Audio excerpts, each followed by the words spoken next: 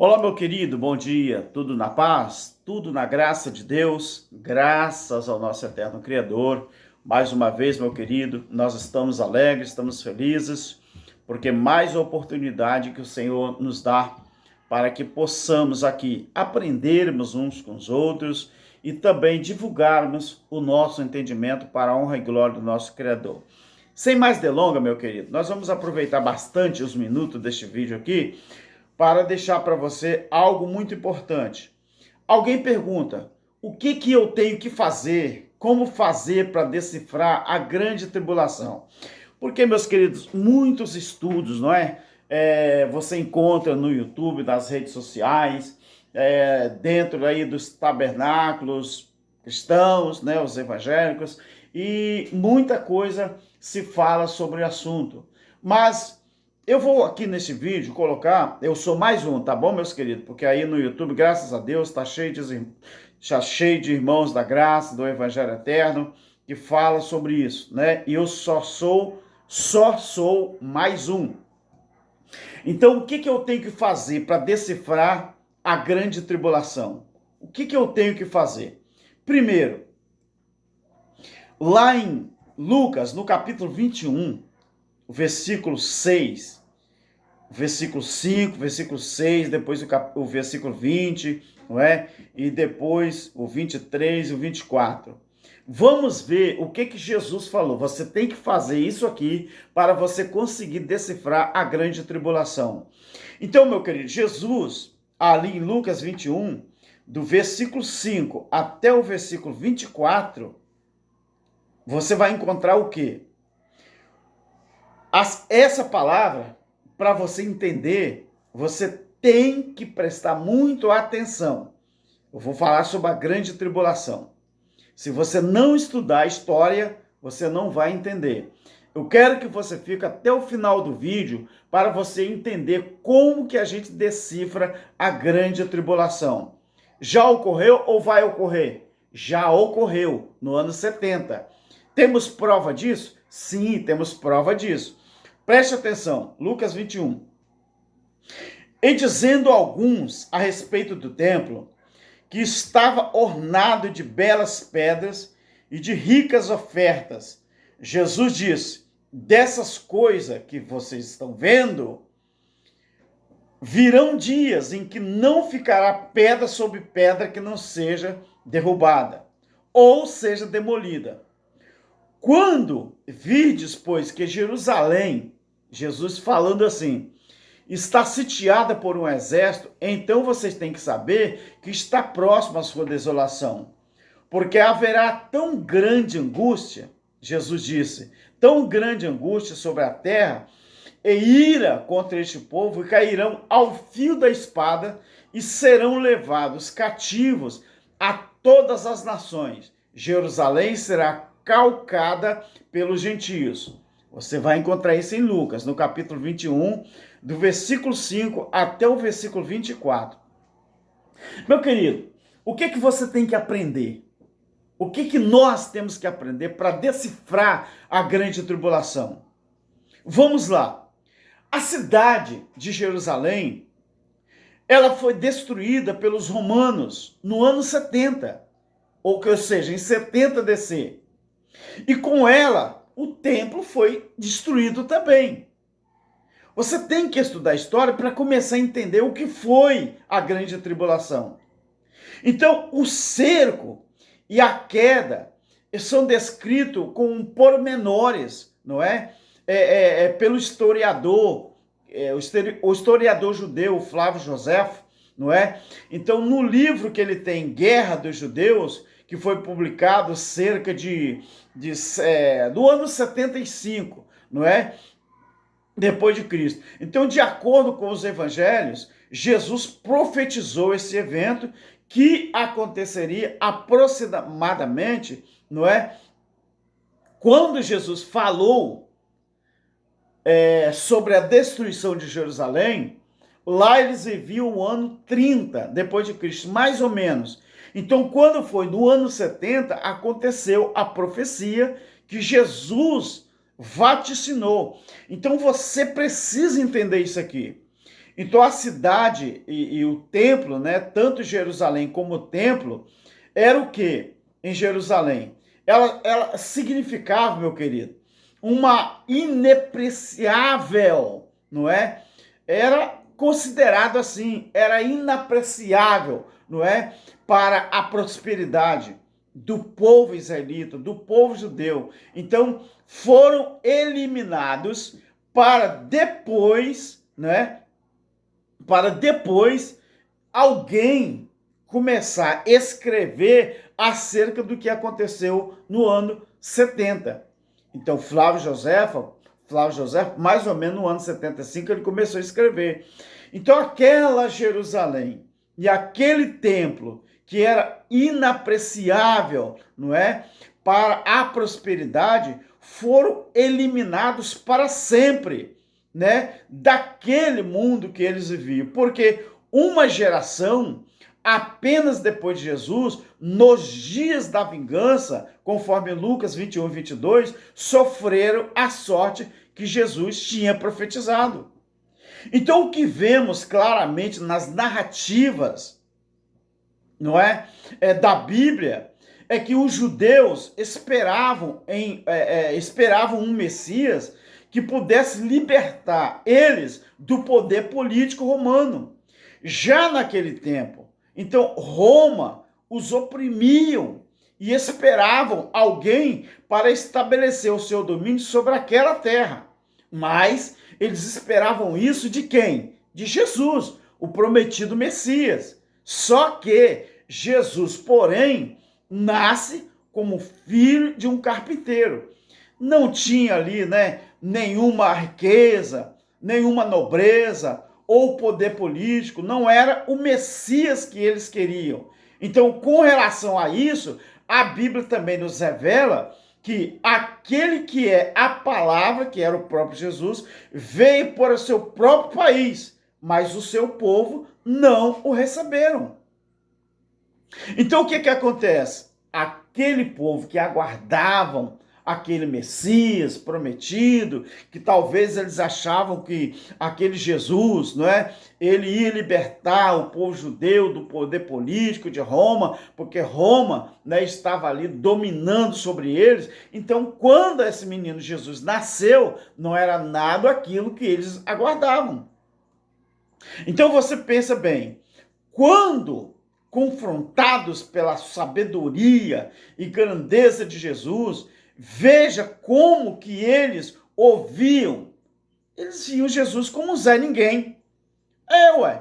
Porque está escrito, não é? Lá em Mateus 13, 53 até o 57. O que está escrito lá? Não é este o filho da... Olha o que eles diziam. Não é este o carpinteiro? Não se chama sua mãe Maria e seus irmãos Tiago, José, Simão e Judas? Não vivem entre nós todos os seus irmãos? De onde lhe vem, pois, tudo isso? E eles se escandalizavam, não é? Nele. Então Jesus, porém, disse para eles: não há profeta sem honra a não ser na sua terra e na sua casa. Não há profeta sem honra, senão na sua terra ou na sua casa. Então, o antigo Israel, meu querido, você deve observar que o antigo Israel, cuja história, né, não inclui a palavra e a obra de Jesus, a comunidade religiosa de Jerusalém, que condenou e fez crucificar Jesus, foram aniquilados no inferno, não é? Como talvez não haja exemplo na história como foi na Guerra dos Judeus, né? Que nós acreditamos que se iniciou no ano 66 e teve o seu clímax, não é? Teve o seu, vamos dizer assim, o final daquela guerra começou em 66, durou até o ano 70, né? Depois de Cristo. Então você observa que cada vez mais eles se elevavam as vozes contra a odiada Roma, não é? Ali existia, por exemplo, o partido, né, dos zelotes, não é? Naquela comunidade. Então o povo ali eles afluíam, fanáticos, não é, rebeldes, que reclamavam incansavelmente a supressão do domínio estrangeiro. Cada um deles levava um punhal escondido, né, debaixo do manto. Então, os seus atos de violência, não é, aqui era muito grande. Então, eles aguardavam um Messias que viesse, né, para libertar eles. Então, esse grupo chamado Zelote, o Partido dos Zelotes, né, que era um povo fanático, era um povo rebelde, que reclamavam, né, a toda hora, a todo momento, todo direto, né, que falava sobre a supressão daquele domínio. Então, quando eles cada um deles levava um punhal escondido debaixo do manto. Então, os atos deles de violência alarmavam o país inteiro. Então, os abusos de força dos procuradores romanos tornavam a situação ainda mais delicada, né? E aumentavam cada vez mais os partidos dos radicais. Então, naquela crescente indignação, estourou a revolta, não é? No mês de maio de 66. Aquela revolta, olha só, aquela revolta começou no mês de maio de 66. Mas nós sabemos que o clímax, né, da invasão romana, liderada por Tito e o seu pai Vespasiano, liderado por Tito, né, e seu pai Vespasiano, ela estourou mesmo em agosto, né, do ano 70, mas ela começou ali no mês de maio, não é, de 66. Então, quando o procurador Florou, ele exigiu 2 talentos, né, do tesouro do templo. Então, lá tinha um camarada conhecido como Gércio Floro, que ele amava o dinheiro e odiava os judeus. Então, a guarnição romana, ela foi, não é? Aquela guarnição romana, ela foi atacada, então Jerusalém caiu em poder dos rebeldes. Então, a lei que se seguiu imediatamente foi o quê?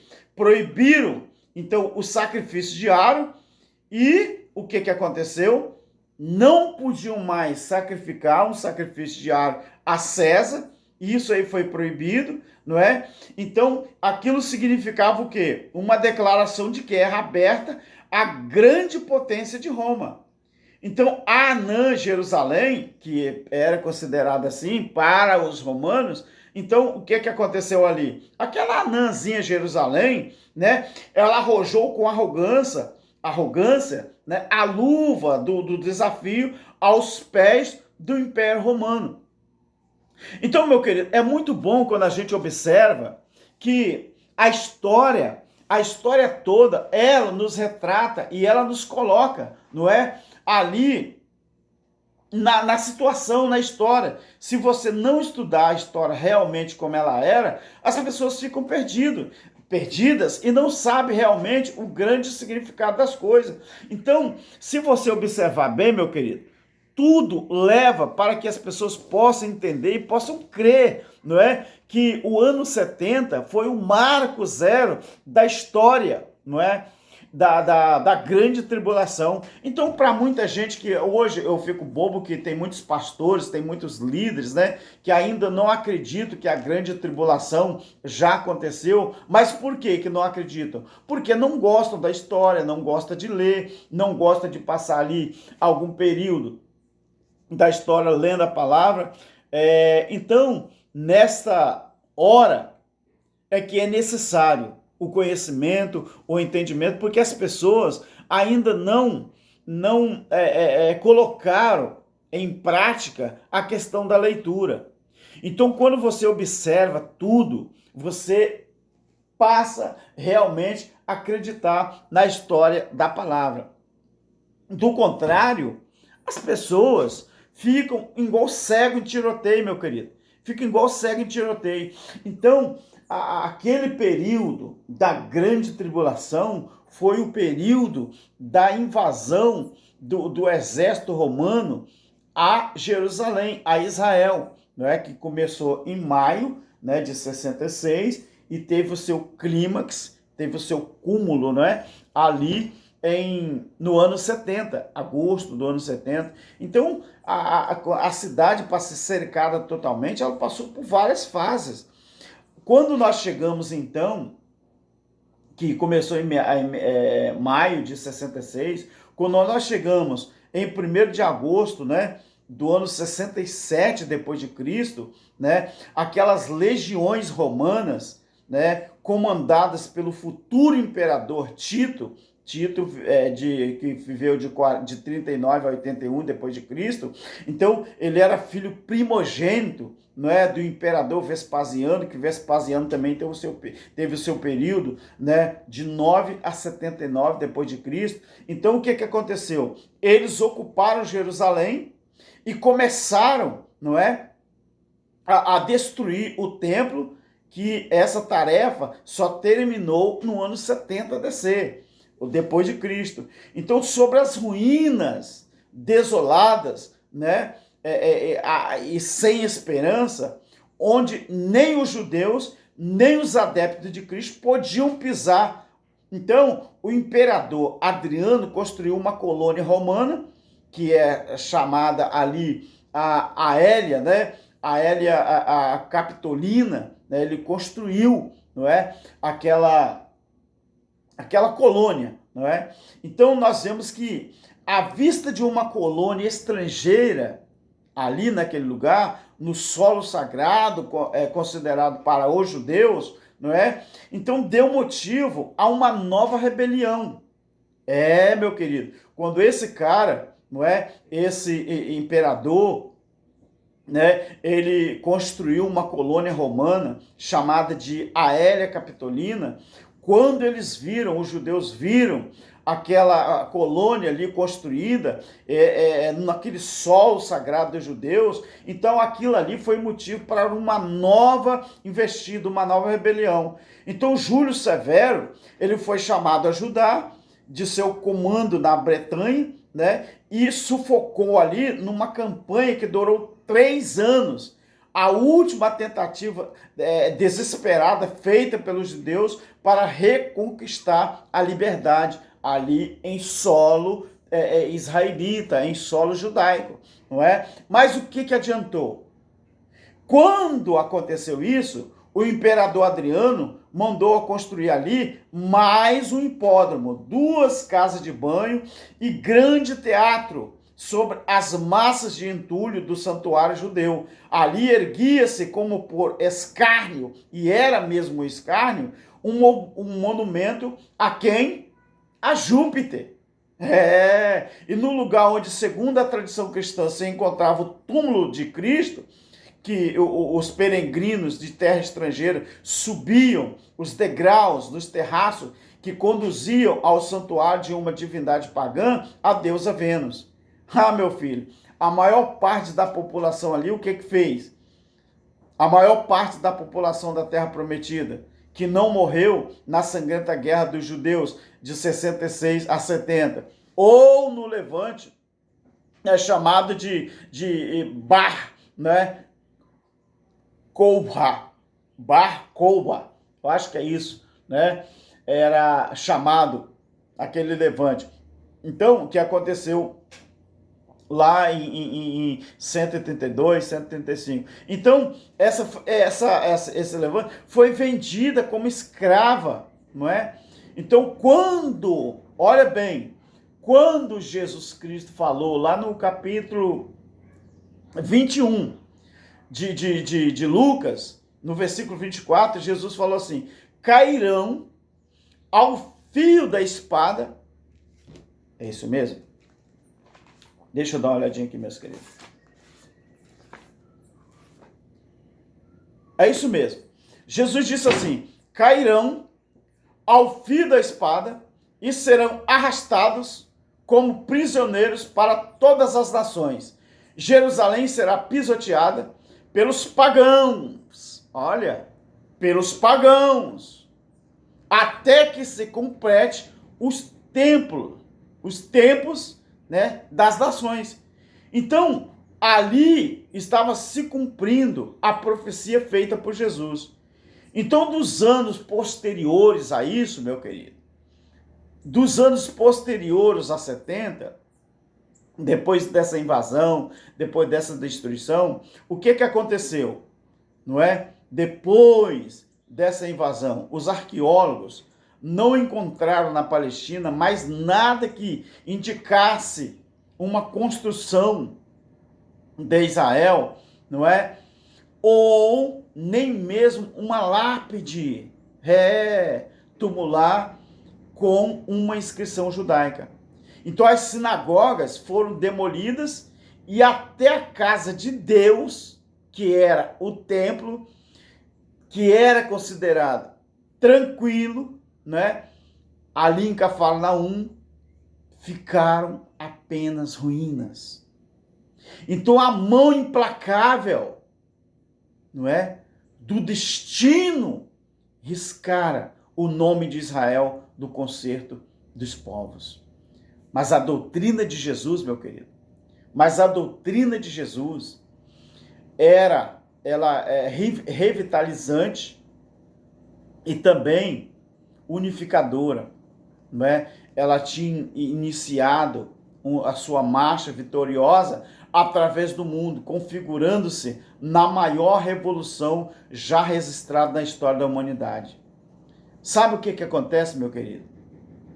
Fica, portanto, a lição, ficou, na verdade, a lição de que devemos aprender a não pensar em Deus como habitando em edifícios feitos por mãos humanas ou por mãos de homens. Ficou essa lição, mas ninguém quer aprender. Então, Jesus, o próprio Deus, a gente tem que aprender isso.